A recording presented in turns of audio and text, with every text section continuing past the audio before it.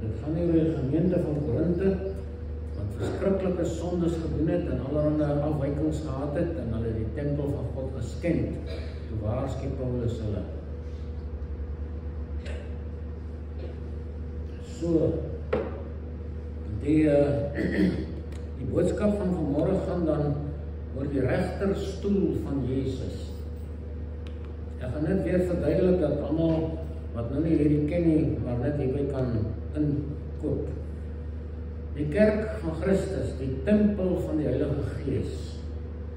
Net die ware kerk is die tempel van die Heilige Gees. Nie vals kerke of vals gemeentes of geboue nie. Geen gebou is geskik daarvoor om vir God 'n tempel te wees nie. Geen gebou nie. Al is hy van suiwer goud gemaak. God sal nie daar woon nie. Hy woon in mense en hy woon in gemeentes. En dis die tempel van die Heilige Gees. Die ware tempel van die Heilige Gees sal eersdaags weggeneem word hemel toe. Hulle gaan weggeneem word hemel toe en daar gaan 'n geleentheid wees waarin almal voor die regterstoel van Christus gestel word. Die regterstoel van Christus in die Grieks is die bema. Dis nou swart geskryf, ons kan nie sien nie. Maar in Grieks is dit bema. En dit is 'n situasie waar Jesus op 'n troon gaan sit en al die kinders van God voor hom verskyn. Elke een. En Paulus sê, ons gaan met ons werke daar staan voor hom. Ons gaan elkeen iets aan saamvat. Mense sê baie keer, jy vat niks saam hemel toe nie. Hulle weet nie wat hulle praat nie. Daar's baie goed wat jy saamvat hemel toe. Baie. Hiervan is ons werke die belangrikste. Die meeste en die grootste seker ook. Dat ons werke saamdra hemel toe. Dit word daar geopenbaar, geregistreer by die regterstoel van Christus, waaroor ek vanmôre met u wil praat. En daar word kinders van God se werke getoets deur vuur. Daar is verskillende werke, soos ons gesien het, maar ek sal daarby kom. Na die regterstoel van Christus wat in hierdie 3 geleenthede beskrywe word, gaan daar 'n bruilof in die hemel plaasvind, die bruilofsmaal van die lam. En daar gaan al die kinders van God saam met Jesus wees, net die bruid natuurlik. Ons moet weet, daar's verskillende faksies in die hemel. Maar as dit een faksie wat die ware bruid van die lam is, dis die bruilof van die lam waarin hulle gaan deel. Dan is dit beskryf in Openbaring 19, Matteus 25 en baie ander plekke, maar op die aarde gaan daar 'n persoon verskyn wat seker nou sit met angs en wag en sweet van die angs om nou geopenbaar te word, naamlik die Antichrist. En die Antichrist gaan vir 7 jaar groot verdrukking op die aarde laat plaasvind, presies 7 jaar. En in die helfte van die 7 jaar gaan hy, as die valse vors van vrede, gaan hy omswaai en 'n wreedaard wees wat die wêreld nog nooit geken het nie. En hy gaan die volk Israel en die wêreld begin ondermyn aan Satan persoonlik. Hy werk vir die duiwel en die duiwel is in hom, soos hy in Judas Iskariot ingevaar het. En dan sal daar 'n geleentheid wees na die 7 jaar waar Jesus Christus gaan kom, sigbaar. By die wegraping is hy onsigbaar. Dit kom in die nag, soos 'n dief in die nag, sê die Bybel. By hierdie geleentheid gaan hy verskyn op 'n wit perd in Openbaring 19 en Sagaria 14 sê wat gaan gebeur. Hy gaan op die Olyfberg kom staan en die Olyfberg gaan in 2 split, van oos na wes tot 'n groot dal. En dan gaan die slag van Armageddon daar plaasvind. Die groot oorlog van alle oorloë. En mense praat so baie maklik van Armageddon, maar as 'n mens dink daaraan wat daar gaan gebeur, hoeveel miljoene vrouens en kindertjies en mense gaan daar doodgemaak word. Verskriklik. Maar nou ja, ons dink nie altyd aan die dinge nie. Wat verder betref, op die troon in Jerusalem, in die tempel, gaan Jesus kom sit vir 1000 jaar en hy gaan fisies regeer. in die tempel, vanuit die tempel, oor die aarde, vir 1000 jaar, fisiese jare. En dan kom die eindoordeel daarna. Dis wat ek verlede week verduidelik het oor Matteus 24 vers 14, waar die mense sê, die evangelie moet verkondig word in die hele wêreld, dan sal die einde kom. Of dan sal Jesus kom. Dis nie waar nie. Dis 'n ander evangelie waarvan die Bybel praat. Hy sê hierdie evangelie van die koninkryk, dis hierdie 1000-jarige vrederyk is die koninkryk, sal verkondig word tot 'n getuienis in al die nasies, nie tot redding nie, tot 'n getuienis vir die nasies, dan sal die einde kom. Dis die eindoordeel, daar, Openbaring 20 en so meer. Die aarde gaan by daai geleentheid aan die brand gesteek word. Hy gaan verbrand totaal en al, heeltemal uitbrand. En dan gaan God 'n nuwe hemel en 'n nuwe aarde skape en die ander gaan in die hel beland. So, die vraag is, waarheen is jy op pad vanmôre? Waarheen is jy op pad met jou lewe? Dit is maklik om godsdienst te bedryf en sê, glo en ek dien die Here. Maar die vraag is, vat dit jou na jou eindbestemming, jou godsdienst? Gaan jou godsdienst jou by die regterstoel uitbring of by die groot wit troon van veroordeling? By die regterstoel word mense beoordeel vir ons werke nadat jy Jesus as saligmaker aangeneem het. Voor dit beteken jou werke niks. God kyk nie daarna nie as 'n verfoeisel. Maar as jy goeie werke doen na jou wedergeboorte, dan is dit waarvan 1 Korintiërs 3 praat. Of jy doen slegte werke, goud, silwer, kosbare stene. Nou sê 2 Korintiërs 5 vers 10, ons moet almal voor die regterstoel van Christus verskyn, sodat elkeen kan ontvang wat hy deur die liggaam verrig het, volgens wat hy gedoen het, of het goed is of kwaad. Dieselfde. Ons gaan almal voor die regterstoel verskyn, en ons gaan sê, en ons gaan gee, wat het ons saamgebring? Slegte werke, booshede, wat ook al. Openbaring 22 sê, Jesus, kyk, ek kom gou, en my loon is by my om elkeen te vergeld, soos sy werk sal wees. Die vraag is aan ons, waarmee is jy besig? Hy gaan nie kyk na jou werk by die kerk, en by die werk nie. Dis nie goed wat tel nie, dis nie werke nie. Die werke is die uitbreiding van die koninkryk van Christus in die evangelie. Dis daai werke wat tel. Het jy ander mense gehelp in hulle nood? Was jy beskikbaar vir mense wat jou nodig gehad het, dag en nag? Dis sulke dinge wat gaan tel. Glad nie of ek 'n bestuurder van 'n besigheid was of dit het niks hiermee te doen nie, niks nie. Goeie werke te doen met wat ons met die koninkryk van Jesus Christus doen en wat ons met hom as persoon doen en wat ons met ons roeping doen op aarde. Elke kind van God het 'n roeping wat vervul moet word. As jy dit nie doen nie, gaan jy met hout en hooi en stoppels so bonneltjie daar voor die regterstoel verskyn. So, daar gaan 'n verrassing plaasvind by die regterstoel. As jou werke verbrand word, sê as iemand op die fundament bou, goud, silwer, kosbare stene, hout, hooi, stoppels. Elkeen se werk sal in die lig kom, want die dag sal dit aanwys omdat deur vuur openbaar gemaak word, en die vuur sal elkeen se werk op die proef stel en dan dit is. As iemand se werk bly staan wat hy opgebou het, sal hy loon ontvang. As iemand se werk verbrand word, sal hy skade ly, alhoewel hy self gered word, maar soos deur vuur heen. Dink aan daai oomblik, as jy met niks voor die heiland staan, en hy sê, gee, ek het vir jou lewe gegee, ek het vir jou geleenthede gegee, ek het vir jou die waarheid gegee, wat doen jy daarmee? Kom ons kyk na 'n paar soorte hout, hooi of stoppels. Daar is baie ander. Ons kan vanaand nog hier sit as ons alles moet opnoem, maar die 3 hoofsake wat ek net wil noem, wat voor die regterstoel as hout, hooi en stoppels gaan wees. Bitterheid. Mense loop met bitterheid in hulle harte. En Paulus sê 2 keer in die boek Hebreërs, pas op dat daar nie 'n wortel van bitterheid opskiet en baie daardeur besoedel word nie. So, bitterheid is onaangenaam. Dis net soos die Loukerk waar Jesus sê, ek spoeg uit my mond uit, ek kan nie hanteer, ek kan nie verdra nie. Bitterheid is 'n sonde wat 'n mens koester en regverdiging daarvoor soek en allerlei oorsake wat dit veroorsaak het.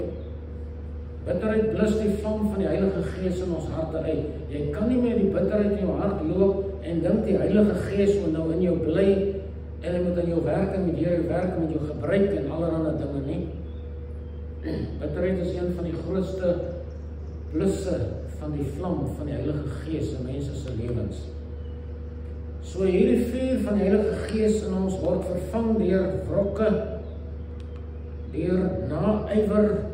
Ek moet op my reg kom. Maak nie saak of ek iemand se lewe neem daarvoor nie. Onvergifnis. Kan nie vergewe nie want dit was te erg of te groot. Uiteindelik laat ons pyn te koester en ons hou daarvan. Laat ons pyn koester. Daar is so baie mense wat so lief is vir hulle pyn. Gedurig loop en vertel hoe seer het ek gekry. Ek het so seer gekry, ek kan nie daaroor kom nie. Dis bitterheid. Dis 'n ander vorm van bitterheid. Koester die pyn. Koester die neerlaag in jou lewe. Dis waar baie mense se downfall vandaan kom. Kom nie oor die dinge nie, terwyl die woord van God daar is om ons vry te maak en nie te maak verniet. Hoe word ons verlos en genees van ons bitterheid? Alles word nou saamgevat hierin. Job 5 vers 2 sê, want verbitterdheid vermoord die dwaas en naaiwer maak die domme dood. So ernstig is dat die oudste boek in die Bybel ons waarsku daarteen, sommer in die begin nog. Ja, dit kan ons harte genees word, net in die hart, hier. So, die verlossing van hierdie dinge is altyd in die woord van God. Nie in sielkunde en in pille en in allerhande afwykings in my siege, in my hart en my siel nie, of in my optrede nie. Filippense 4 vers 8 sê, hoe moet ons verlos word van bitterheid en depressiviteit. Broeders, alles wat waar is, alles wat eerbaar is, alles wat regverdig is, alles wat rein is, alles wat lieflik is, alles wat loflik is, watter deeg en watter lof daarop mag wees, bedink dit, sit dit in jou kop, en dit sal al die ander goeders vernietig. Dit sal alles wat nou hoort is nie vernietig. In die laboratorium waar ek jare gewerk het, werk jy met chemikalie. Jy kry die mooiste, byvoorbeeld pers oplossing. Dan gooi jy net 'n druppeltjie iets anders al by en die pers weg. Dis wat hierdie dinge aan jou hart doen. Die werk van die woord van God laat alles verdwyn wat nie daar moet wees nie. Ons gaan nie regkom as jy dink ek moet hier teen veg, ek moet alles dit, ek moet daai pil drink of met daai sielkundige gaan sien. Hulle kan jou nie help nie. Hulle kan jou nie help nie. God help jou. Kolossense 3 sê, as jy dan saam met Christus opgewek is, wat baie twyfelagtig is in sulke mense se lewens, soek die dinge daarbo, waar Christus is aan die regterhand van die Vader sit, bedink die dinge wat daarbo is, nie wat op die aarde is nie. So mense wat gedurig broei oor hulle seer en hulle verlede en oor al die dinge wat hulle stikkend maak, dis jy besig om met houtwynstoppels te bou. Daar's oplossings. Daar's 'n oplossing in alles wat ons nodig het. Hierdie seën wys ek baie vir jou. If you don't heal what hurt you, you'll bleed on people who didn't cut you.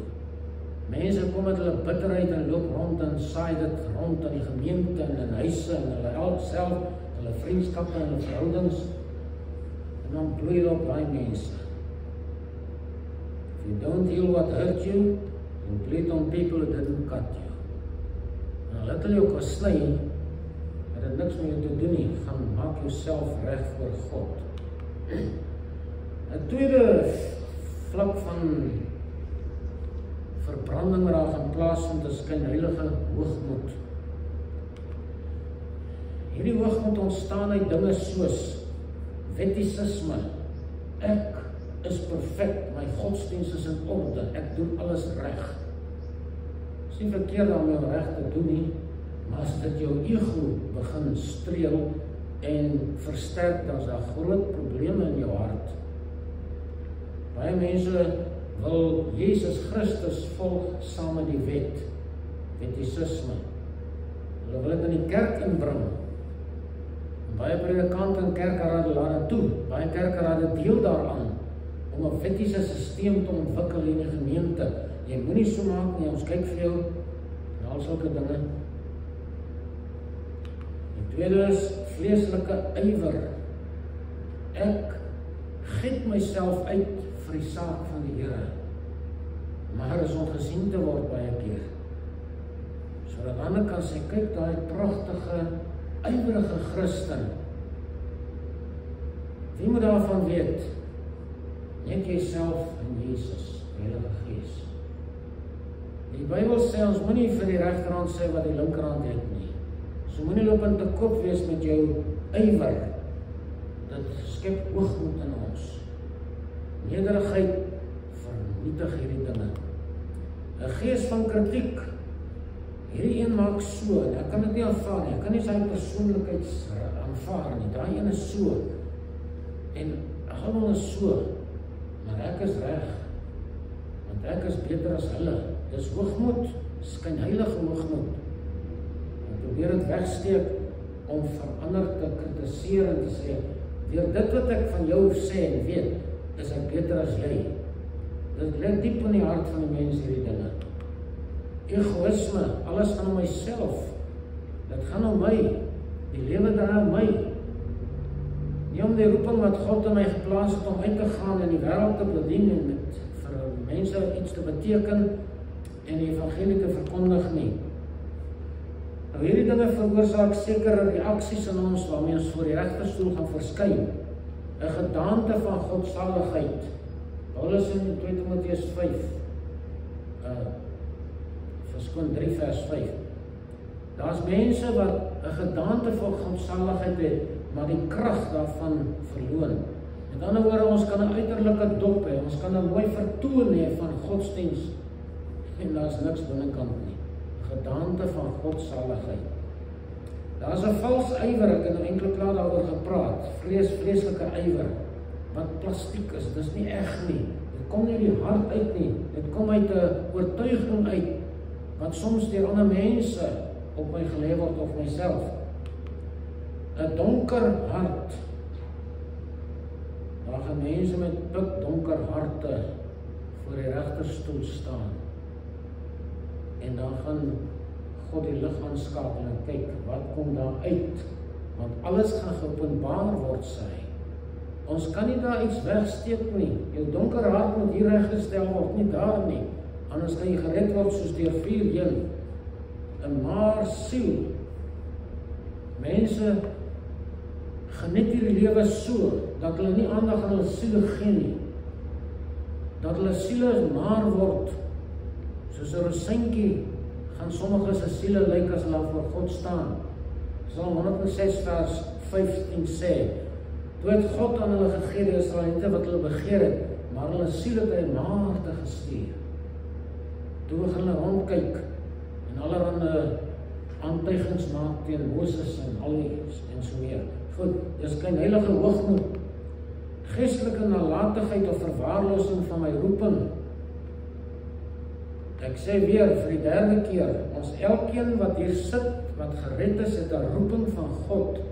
Jy kan nie sommer net aangaan en sê, ek het nie tyd daarvoor nie, ek het nie krag, ek het nie kennis nie. Jy leef vir jouself. Verwaarlosing van die gees en die siel as gevolg van die volgende dinge loop hieruit dat jy houtwynstoppels, tradisies wat godsdienst versier, maar kragteloos is. Dit gaan tot in die geboue van die kerke. Daar is mooi beelde in die Romeinse kerk en so aan, en dit maak mense lekker voel. Of as ons kerk die mooiste in die dorp is dit so lekker, want almal kyk daarna en almal praat daarvan. Of as my lewe so oulik is, dan praat almal daarvan. En ek hou daarvan, want dit laat my lekker voel. Jy verwaarloos jou siel, as jy eer van mense aanvaar. 'n vorm vat die plek van die vuur. In so 'n tradisie, vat vorm die plek van die vuur wat hier moet wees. So ons het nou vorm godsdienst. 'n Vorm vervang ons eerste liefde, soos Jesus sê in die eerste gemeente aan Efese, wat Johannes die brief moet skrywe. Ek het dit teen jou, dat jy jou eerste liefde verlaat het. Onthou dan waarvan jy dan jy uitgeval het en bekeer jy en doen weer die eerste werke. God wil ons moet met die regte dinge besig wees. 'n Lou toestand wat ontstaan in ons siele, en Openbaring praat ook daarvan, as gevolg van rykdom, geld en al daardie dinge. En as jy verkeerd om rykdom te hê nie, maar as jy verkeerd hanteer, is dit nie goud nie, dan is dit hout en stoppels. Dit word onmiddellik omgesit. Daai pragtige goud wat uit geloof ontstaan in my binneste, word nou hout en stoppels. Blindheid, geestelike blindheid, dis wat Jesus van die gemeente in die Laodicense sê. Julle is ryk en julle het ryk geword, dan niks gebrek nie, maar jy weet nie dat julle is wat beklaanswaardig en arm en naak en blind is nie. Naaktheid, geestelike naaktheid. Openbaring 16 sê Jesus in vers 15, pas op dat jy nie naak bevind word as ek terugkom nie. Hy waarsku teen geestelike naaktheid, sielsnaaktheid. Gemaksig, natuurlik, is dit een van die grootste probleme in die kerk. Ons het nie tyd vir God nie, ons het nie tyd vir ons godsdienst en vir ons roeping nie, en ons het net tyd vir wat ek het, en daar stop ek. Net tyd vir wat ek hier op aarde moet doen. Moet dit nie aan jouself doen nie. Moenie die ding aan jouself doen nie. Daar is 'n oplossing daarvoor. So, die Here sê, en ek het net nog sê, hy wil dit so aantreklik vir ons maak, dat ons moet dink aan die dinge daarbo. Paulus sê, bedink die dinge wat daarbo is, bedink die mooi dinge, want hier gaan alles om jou verstand, en jou gemoed, en jou hart, jou gewete.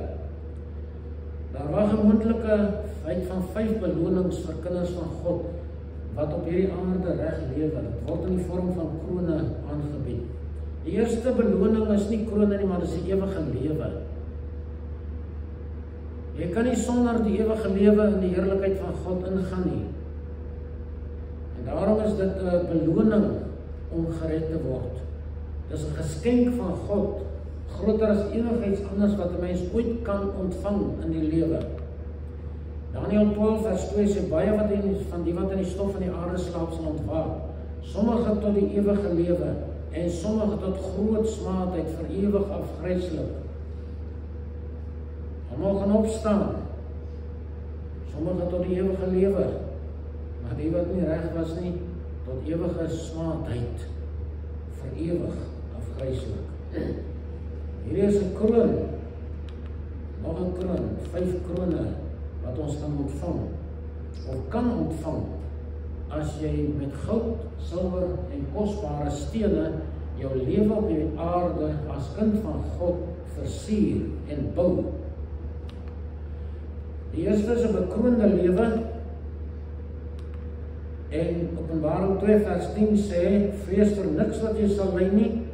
Kyk, die duiwel gaan sommige van julle in die gevangenis werp, sodat julle op die proef gestel kan word. Julle sal 10 dae lang verdrukking hê. Wees getrou tot die dood en ek sal julle die kroon van die lewe gee. Die Here sê, daar gaan stryd in jou lewe kom.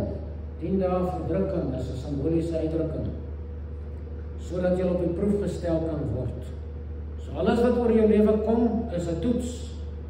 Jy kan 'n ongeluk maak, of jy kan besteel word, of wat ook al. Dis 'n toets.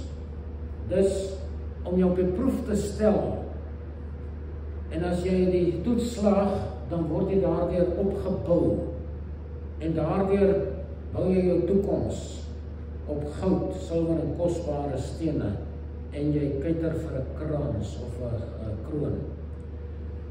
Julle gaan 10 dae lank op die proef gestel word. Julle sal 10 dae lank verdrukking hê. Wees getrou tot die dood toe en ek sal julle die kroon van die lewe gee.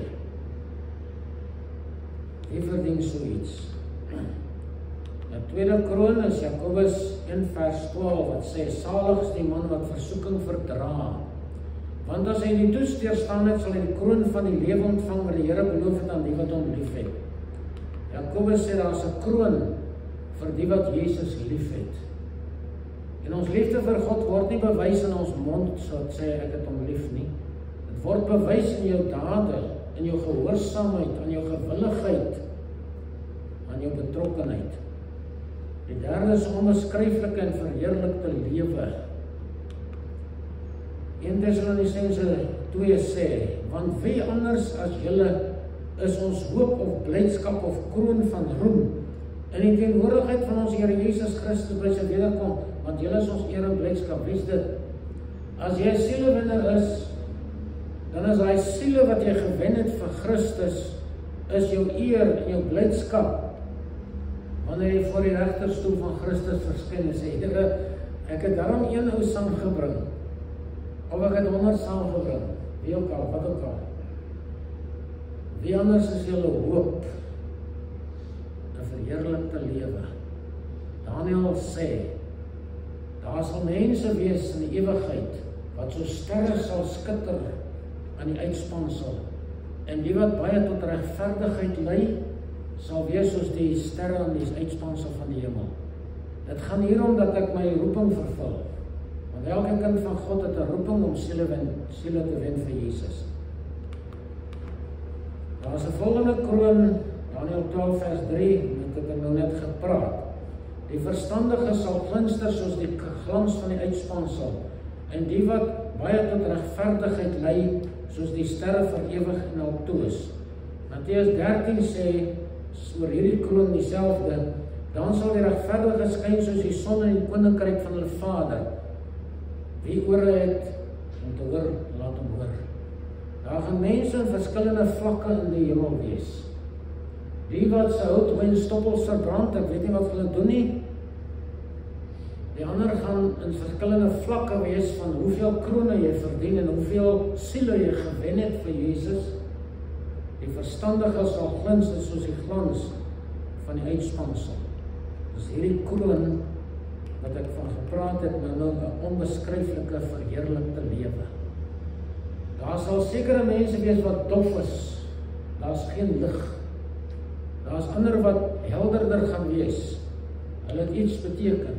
Daar gaan ander wees wat sê soos die glans van die uitspansel gaan hulle skyn en skitter soos sterre.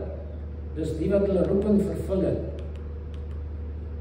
Daar is in die vierde plek 'n oorwinnaarskroon wat wag vir die mense wat in oorwinning kom. Petrus sê, hou as herders toesig oor julle kudde van God wat onder julle is. En wanneer die opperherder verskyn, sal julle die onverwelklike kroon van heerlikheid ontvang.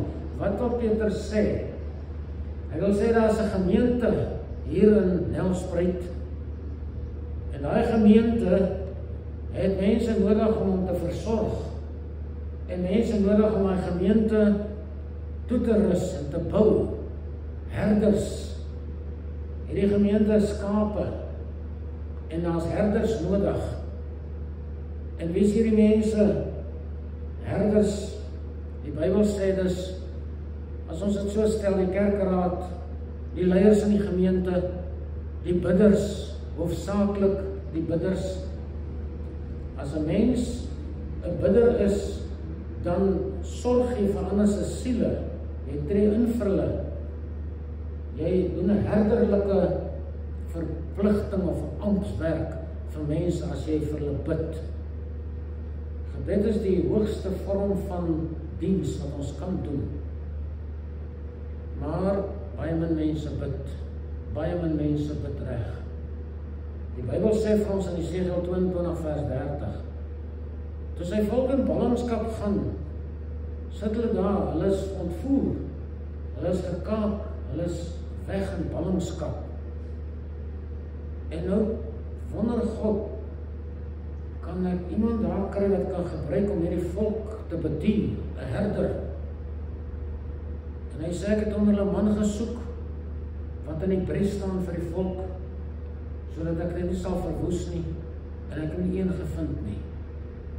Daar is geen mens met 'n herderlike hart in daai volk, wat vir hy volk omgegee het, gesê het, Here, soos Moses gesê het op 'n stadium toe God sê, ek gaan die volk verwoes, sê hy, Here, tref my liewers, maak my dood, maar moenie die volk verwoes nie. Dis die tipe herders mentaliteit wat God soek in 'n gemeente. 2 Korintiërs of 1 Korintiërs sê, elkeen wat aan 'n wedstryd deelneem, onthou in alles, hulle nogal om 'n verwelklike krans te ontvang, maar ons 'n onverwelklike, dis die oorwinning is skoon, 'n onverwelklike krans. In die hemel is daar nie oudheid en verrotting nie. As jy 'n krans kry, hoe dit gaan lyk, maak nie saak nie, sal dit nooit oud word nie. Dis soos die staf van 'n Aaron wat bloei binne in die tabernakel se verbondsark. Hy het nie oud geword nie, opgebloei nie opgeblaar maak nie. Dan is die laaste kroon 'n beloning van ewige geregtigheid. Mense verstaan nie die woord geregtigheid altyd reg nie. Maar dit is die poort na die hemel is geregtigheid, die geregtigheid van God. 2 Korintiërs 5 vers 21, die swartste teks in die Bybel sê, God het hom wat geen sonde geken het, die sonde van ons gemaak, sodat ons kan word geregtigheid van God in hom. En die mens wat dit aanvaar en daardie geregtigheid uitstuur in deur sy lewe na ander toe, deur die borswapen van geregtigheid. As ek die borswapen aantrek, sê ek altyd, Here, ek trek die borswapen van geregtigheid nou aan. Laat die geregtigheid wat in Jesus Christus my deel geword het, nie in my bly nie, maar deur my werk na ander toe wat dit nodig het. Dis die evangelie. Dis die werk wat ons moet doen. Maar hoeveel mense weet ooit van die wapenrusting?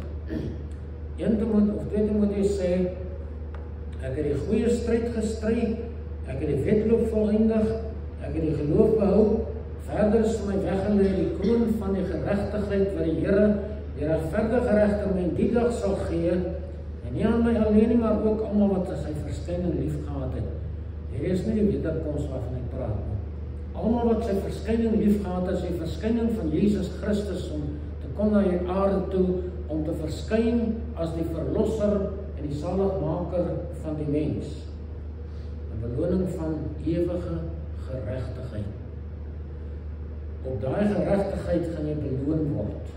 Wat het jy met die geregtigheid van God gedoen? Net vir jouself, ek is reg, ek gaan hemel toe en daar stop dit.